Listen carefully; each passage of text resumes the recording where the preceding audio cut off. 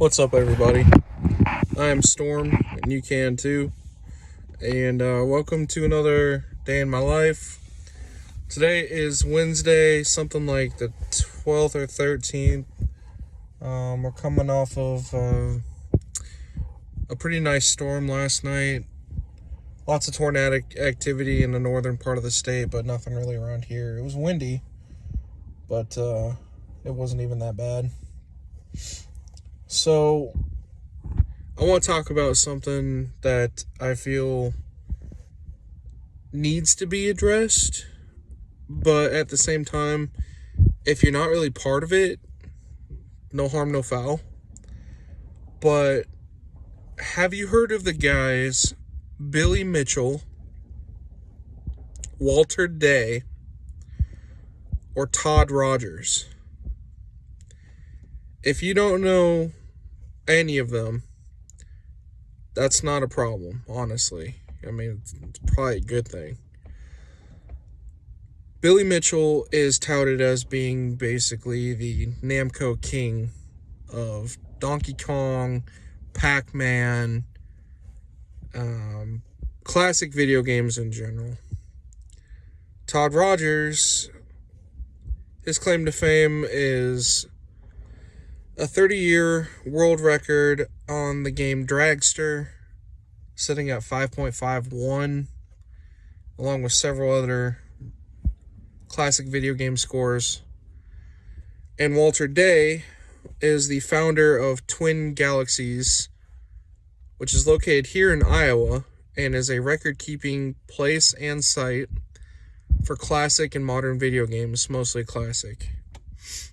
It is a place of countless scores, millions of tapes, and I mean VHS tapes, of footage of people competing or playing these games on arcade cabinets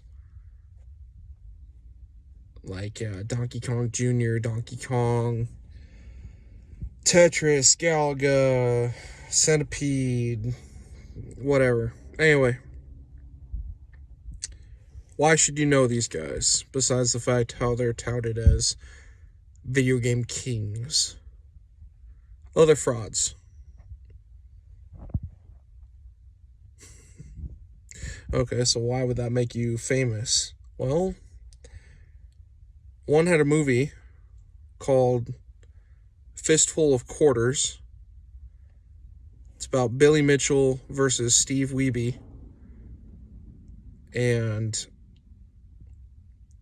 the quest for 1,000 points in Donkey Kong Jr. Or I think just Donkey Kong, honestly. I think it was Donkey Kong original. My bad. But then you've got Todd Rogers with his Guinness Book World record of 30 years of a continuous record in a video game.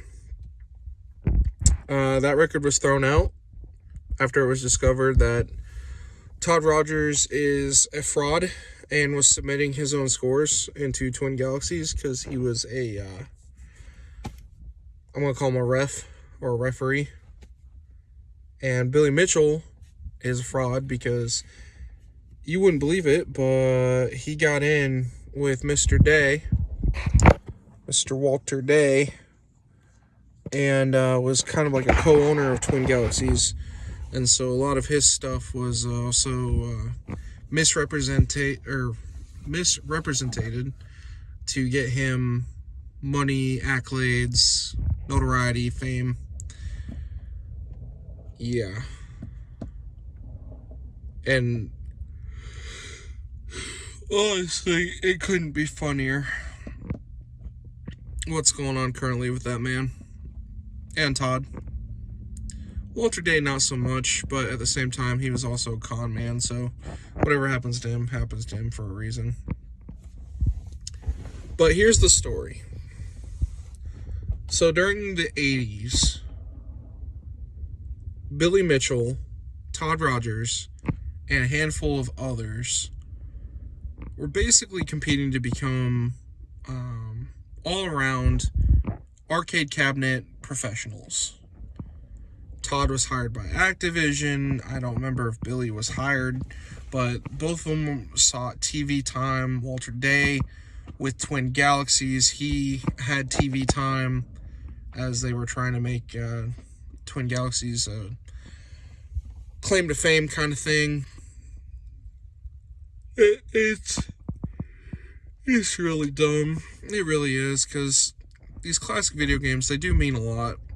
Because you can jump in right now and you can play Mario, you can play Donkey Kong, you can play Tetris, but are you going to beat these classic runners? No. And if you versed them head to head, Steve Weeby's going to kick your butt. I mean, that's what it really is. But Billy Mitchell with his submissions, Todd Rogers with his own inputs, and Walter Day basically taking the money led to some of the most amazing, like, these lies and these stories. And I mean, Billy, his claim to fame, these pictures and this, they got that Adam Sandler flick where like Pac-Man comes to life and they have to use Mini Coopers to round him up or whatever.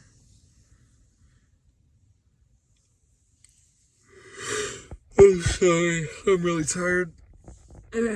Basically, Billy Mitchell, he was kind of parodied with that little fella, what's his name, Peter Dinklage. It was kind of like a parody of Billy Mitchell as the bad guy, which, go figure, Billy Mitchell is the bad guy. Even in regular show with Rigby and what's his name? I'm sorry, Ronnie. I apologize. I've already forgotten. But in regular show, there is a dude that is like a professional video game player who beats Rigby and Mordecai at this game, but they want to challenge him and want to beat his score. And I can't remember what his name was, but basically that was Billy Mitchell also.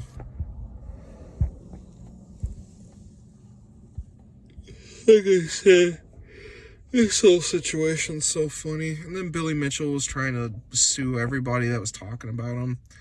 Defamation of character, improper representation, illegal use of image, or whatever.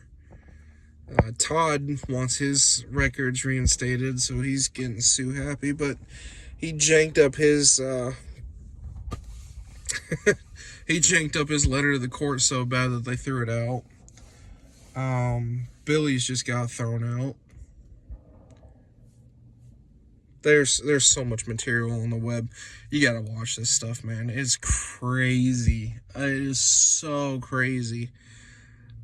I honestly, I thought Darkside Phil would take up 99% of my viewing pleasure right now, just because DSP is just such a mess.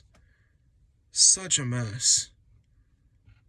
But then I rediscover Billy Mitchell and Todd Rogers.